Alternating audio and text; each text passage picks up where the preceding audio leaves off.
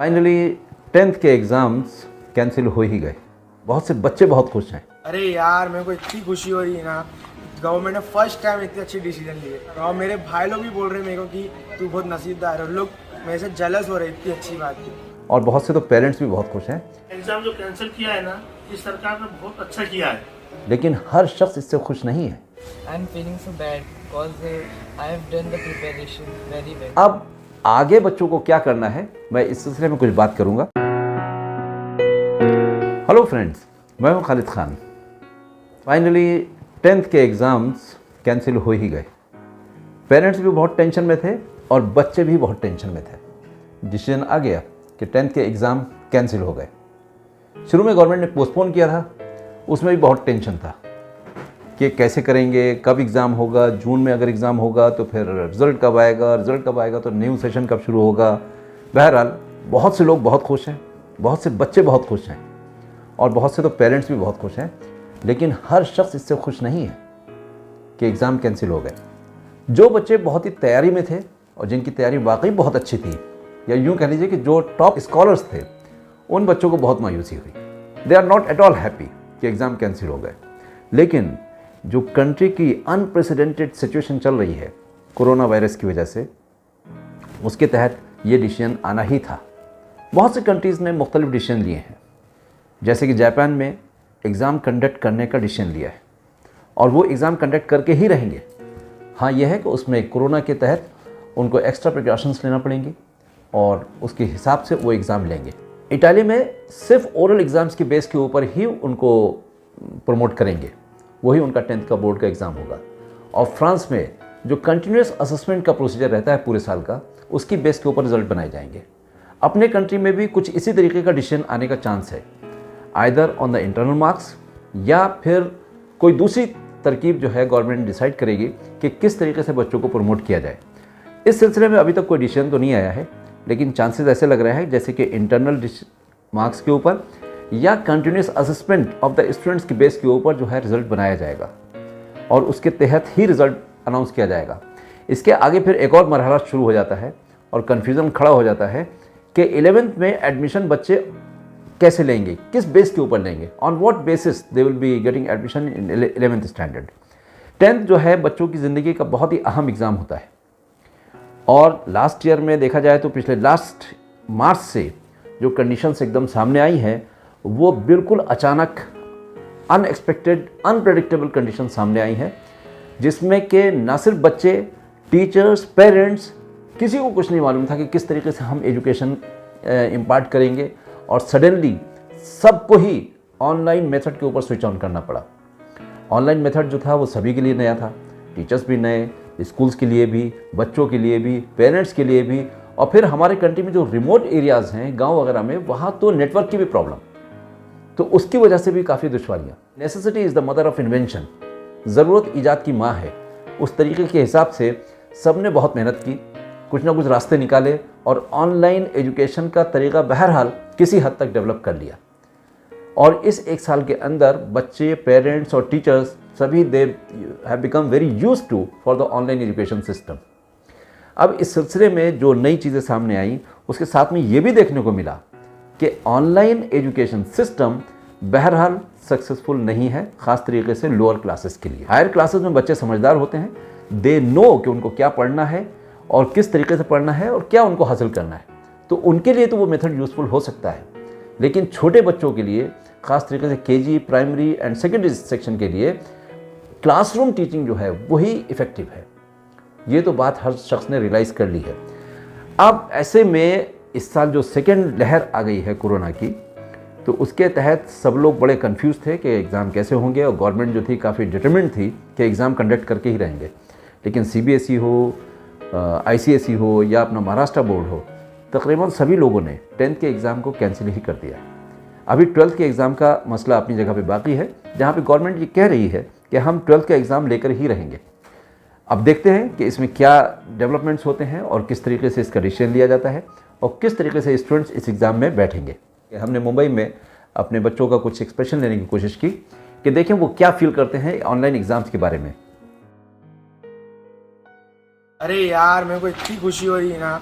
Government ने first time इतनी अच्छी डिसीजन ली है। और मेरे भाई लोग भी बोल रहे हैं मेरे को कि तू बहुत नसीबदार है, लोग मेरे से जेलस हो रहे हैं, इतनी अच्छी बात की। अरे no words, I am usually very very happy, but एक तरफ से मैं दुखी भी हूँ बिकॉज मतलब इतना पढ़ा और फिर नहीं कुछ हुआ।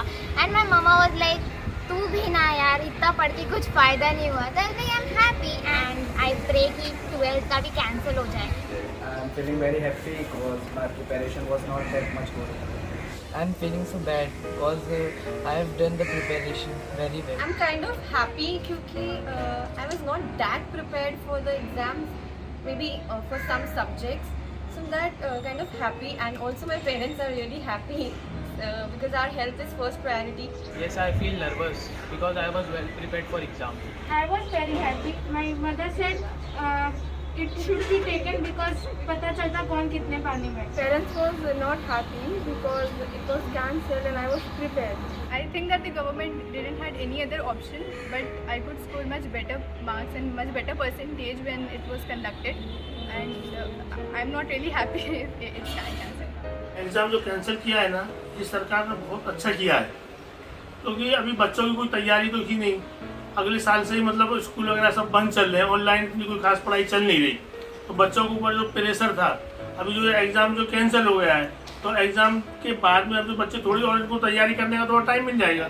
इसके अंदर बच्चों का नुकसान है। एग्जैक्टली 10 एग्ज़ाम होने चाहिए थे, गलत डिसीजन गवर्नमेंट की तरफ से। एग्जैक्टली बच्चे लोग जो पढ़ाई किए थे, जो नहीं किए वो अलग बात है, जो कर लिए तो उनके लिए बहुत बैड न्यूज़ है कि उन लोगों ने इतनी मेहनत की थी।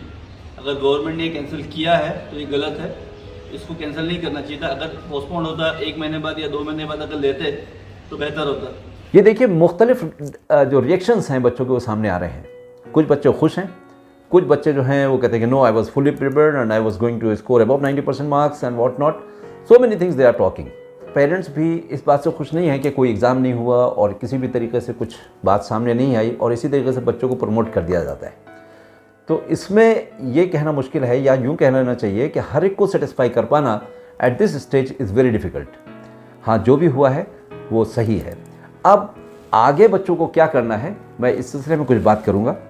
तो वो ये देखना है कि जो 10th के बच्चे, बहरहाल ये डिसीजन हम सबको एक्सेप्ट करना ही पड़ेगा कि there is no exams and without any examination you have been promoted to the next class.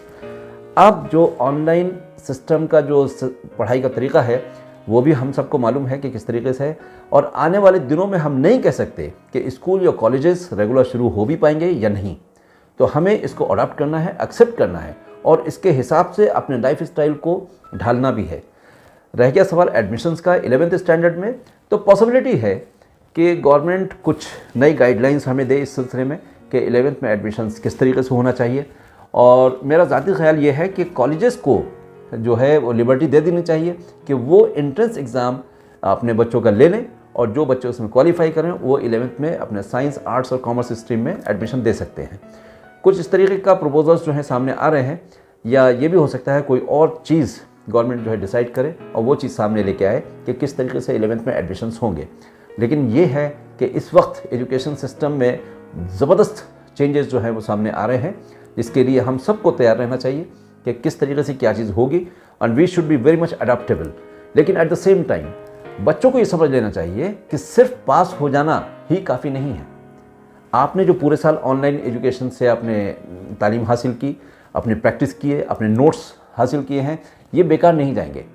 You have to remain in touch with them, उनके टच में रहिए, अपने प्रैक्टिस को जारी रखिए। चाहे वो एंट्रेंस की बेस पे आपको 11th में एडमिशन मिले, या आपको नीट का एग्जामिनेशन देने जाना पड़ा, या कोई भी कॉम्पिटिटिव एग्जाम्स के लिए आप जाएंगे, तो आपकी ये पढ़ाई बेकार नहीं जाएगी। आपको यही पढ़ाई काम आएगी और इसके बगैर आगे काम नहीं चलेगा। तो सिर्फ पास हो जाना काफ़ी नहीं है, बल्कि आपको इन टच रहना भी ज़रूरी है। तो you have to be prepared. और जहाँ तक लैंग्वेजेस का सवाल है, तो इंग्लिश ज़बान को अहमियत ज़रूर दें, उसको ज़रूर सीखें, क्योंकि बगैर इंग्लिश के मोस्ट ऑफ द एग्ज़ाम्स में it is very difficult to qualify. तो यहाँ पे ये चीज़ें आपको ध्यान में रखना है कि भले ही 17 lakh students of the Maharashtra state they have been promoted to the next class, लेकिन इसके बावजूद उनके सामने चैलेंजेस बहुत हैं, उसको आसान नहीं लेना चाहिए। नाउ इस बात पे खुश होना चाहिए कि कोई एग्ज़ाम नहीं हुए, बल्कि now they should be better prepared कि कोई भी एंट्रेंस हो, कोई भी कॉम्पिटिटिव एग्ज़ाम हो, अगर वो फुली प्रिपेयर्ड होंगे तो ही आगे कामयाब हो पाएंगे, वरना तो बहुत मुश्किल हो जाएगा उनके लिए सर्वाइव करना। इसलिए मैं सब चाहूँगा, तमाम स्टूडेंट्स को मैं ये बात कहूँगा कि अपनी जो पढ़ाई है उससे टच में रहें और अपने आप को फुल्ली तैयार रखें कि किसी भी टाइम किसी भी तरीके का एंट्रेंस एग्ज़ाम हो या ऑनलाइन एग्ज़ाम हो या नीट का या किसी भी तरीके का कॉम्पिटिटिव एग्ज़ाम हो, you should be fully prepared to appear for the examination and write your examination and do your best. All the best.